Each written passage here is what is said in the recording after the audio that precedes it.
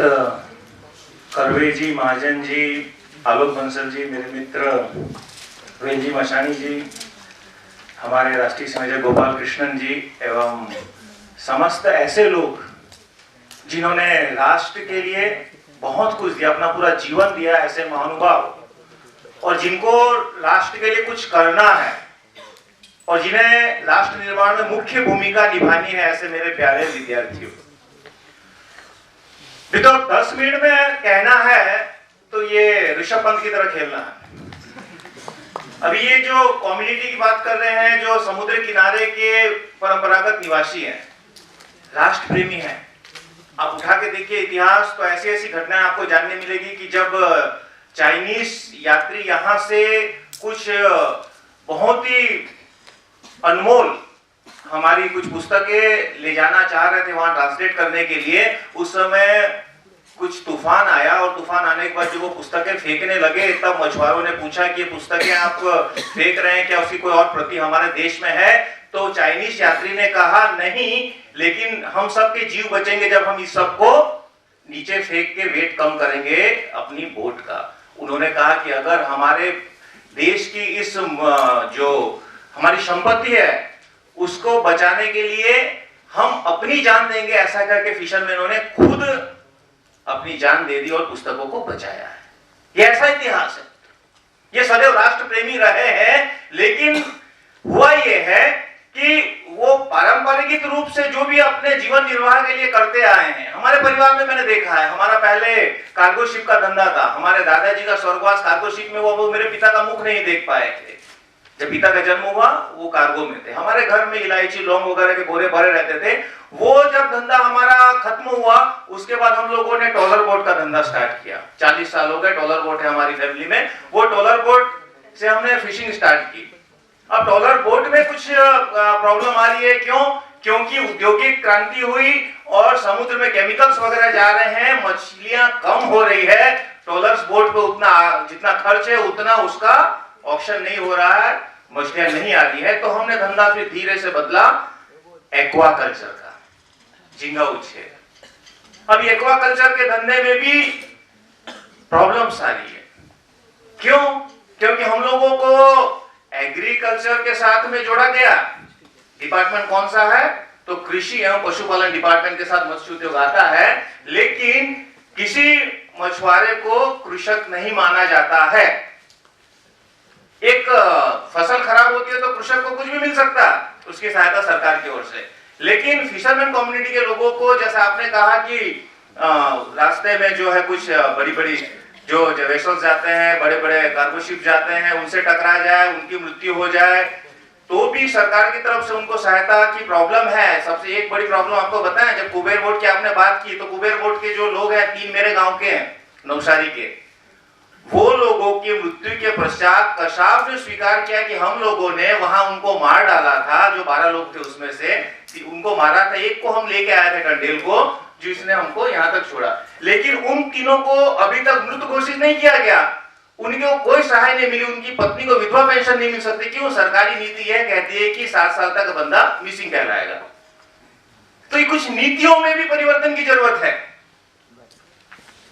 जो भी फिशरमैन जो है फिशिंग करते समय उसका स्वर्गवास होता है, स्वाभाविक है समुद्र में मरेगा, उसकी लाश नहीं मिलेगी, लेकिन उस बंदे को मिसिंग ही कहा जाएगा। उसके बच्चों को या उसके परिवार को जो भी सरकारी सहायता उसे वंचित है। और अनेक समस्याएं, जैसे कि अभी सीएजेड की बात कर रहे हैं, अभी आपको जान के आश्चर्य होगा, समुद्र किनारे रहने वाले लोगों के घर उनके नाम पे नहीं है।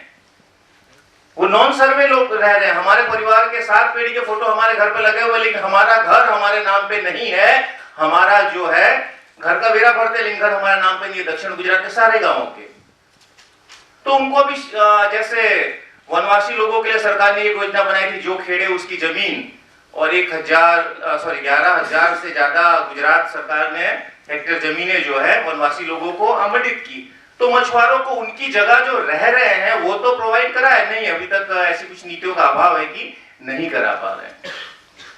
सुरक्षा की बातें हैं मित्रों, तो सदैव ये समझ लीजिए कि हम जो सागर भारती का काम कर रहे हैं, हम सभी गांव-गांव जाते हैं, हर गांव में हमारी टीम है और हम एक ही बात कहते हैं, मेरा गांव मेरी चौकी। ये भाव हमें आना चाहिए, क्योंकि सबसे पहले हमारी नजर, हम सीसी कैमरे हैं देश की, सबसे पहले मछुआरों की नजर पड़ेगी। कोई भी एक्टिविटी होगी, मछुआरों को पता चल जाता है। 26/11 की बात की साहब ने, 26/11 के बारे में थोड़ा गूगल में आप देखिएगा, एक नाम आएगा देवा भाई भगत जी, मेरे फादर इन लॉ।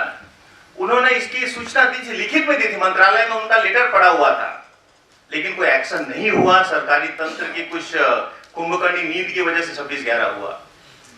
तो पता चल जाता है, भूकंप आना है तो पता चल जाता है चिड़ियाओं को, चूहों को। हम सब समुद्र किनारे रहने वाले लोग, हमको पता होता है कि कुछ ना कुछ होने वाला है, हो रहा है, जानकारी होती है, लेकिन एक कम्युनिकेशन गैप जो है किसके बीच? सरकारी तंत्र। साहब ने जो सरकारी तंत्र बताया महाजन जी ने, नेवी, देन उसके बाद कोस्ट गार्ड, पुलिस प्रशासन, उन सबके साथ का कम्युनिकेशन गैप की वजह से कई बार बातें चूक जाती है। हम सागर भारती के थ्रू वो सारे गैप बंद करके कैसे एक दूसरे के साथ जुड़ सके, इस बारे में हम प्रयास कर रहे हैं और हमें आंशिक नहीं, बहुत बड़े लेवल पर इसका सफलता मिल रही है। मित्रों, और अनगिनत प्रश्न हैं, अनगिनत प्रश्न, जैसे कि अब उनके पास शिक्षा का अभाव है, प्रॉपर शिक्षा नहीं। आपको जान के आश्चर्य होगा, समुद्र किनारे के जो गांव है वहां खार होने की वजह से उनके पास मीठा पानी नहीं होता, बहुत दूर से उन्हें पानी लाना पड़ता है। उसकी कुछ व्यवस्था की वजह से लोग जो है अपने जो वहां के पारंपरिक निवासी हैं वो छोड़ के जाते हैं अपने गांव। प्रॉब्लम क्या होती है सुरक्षा में? ऐसे लोग आके फिर वहां पे बस जाते हैं जो राष्ट्र के लिए हानिकारक है। हमने देखा द्वारका के पास रोहिंग्या के जो एक बस्ती बनी हुई है, वो इसका परिणाम है। कुछ स्लीपर सेल जो है पकड़ा है मैंगलोर में, सॉरी हमारे वेरावल में। तो ये सारी चीजें, तो ऐसा क्यों होता है? देखिए, धर्मांतरण की भी बहुत बड़ी समस्या है। जैसा पहले भी कहा आप सबने कि हम किसी पर्टिकुलर धर्म को इंगित नहीं कर रहे हैं, लेकिन राष्ट्र की सुरक्षा की जब बात आती है, पहले धर्मांतर कैसा हुआ? तो एक बार समुद्र किनारे में धर्मांतर ऐसा हुआ कि जो समुद्र पार जाएगा वो हिंदू नहीं रहेगा, ऐसा कुछ मान्यताओं की वजह से जो समुद्र पार व्यापार करने गए उनको ईरान वगैरह जो भी उनका चलता था, तो फिर वो मुस्लिम बने। लेकिन उसके बाद अभी के जो धर्मांतरण हो रहे हैं, आपको जानकर आश्चर्य होगा, कच्छ के पूरी बेल्ट में कोई मछुआरा हिंदू नहीं बचा है। और ये कब हुआ? 65 के भारत पाकिस्तान युद्ध के बाद हुआ। वो सारी चीजों की वजह से एक पर्टिकुलर क्षेत्र, एक पर्टिकुलर बिजनेस पे ऐसे लोगों का प्रभुत्व जम रहा है कि मूल जो निवासी हैं जो वहां से हट रहे हैं, जिनको पता है, जिनकी मान्यता है कि जब ब्रीडिंग टाइम है, मछलियों का प्रजनन का समय है, 4 महीने 3 महीने हमको मछुआरी बंद रखनी है, वो सारी चीजें परंपरागत रूप से पितृवंश हमको मिलती आई है, वो सब भूल के जो फिशिंग अभी हो रही है वो तो बिजनेस को खत्म कर रही है, लेकिन साथ साथ धर्मांतरण के साथ राष्ट्रतंत्र के जो विचार की वजह से बहुत सी समस्याएं उत्पन्न हो रही, आने वाली भी है। मित्रों, अभी जैसे कहा आपने कि ड्रग्स की एक बहुत बड़ी समस्या है हमारे यहाँ। एक आपको जानकर आश्चर्य होगा कि जो हमारे यहाँ शिप में जाते हैं, ये सोमालिया है, अभी भी नाइजीरिया के, परसों मेरे पास कुछ आए थे मित्र मिलने, नाइजीरिया में उनका लड़का जो है हाईजेक हुआ है पूरी शिप के साथ। ऐसे अनेक घटनाएं हैं, उसके लिए कोई कुछ करने को तैयार नहीं। कैसे करना, क्या करना, नीतियों का अभाव है। पाकिस्तान जो बोट लेके जाता है व्यक्तियों को, तो हम जाते हैं, वेलजी भाई जैसे 4-4, 5-5 बार पाकिस्तान गए, लेके आए, लेकिन बोट वहीं के वहीं जाती है हमारी। और हमारे यहाँ सहकारिता का अभाव है, कोई लोन सरकारी नहीं लेता, कोई सहकारी क्षेत्र नहीं है, जिसकी वजह से वो 50 लाख की भी बोट खुद के पैसे से बनाते हैं और कुछ भी हुआ तो वो उनका जाता है। तो ये सारी समस्याओं का समाधान आप सब, हम सब जो अलग अलग क्षेत्र में, आप भी सरकारी क्षेत्र में अधिकारी बनेंगे, हम कर रहे हैं विभिन्न प्रकार का, हम सब लोग हैं। हम सबको मिलकर इन समस्याओं को समझना होगा। समझने के साथ साथ उसके निराकरण के लिए मैं क्या कर सकता हूं। राम सेतु बन रहा है तो मैं एक गिलहरी का काम तो कर सकूं। ऐसा करके इस क्षेत्र में भी बहुत कार्य की आवश्यकता है, समय कम है, लेकिन इस क्षेत्र में करने को बहुत कुछ है, किया जा सकता है। हम सब इसमें सहयोग करें, ऐसे आप सबकी विनती के साथ। अस्तु भारत माता की।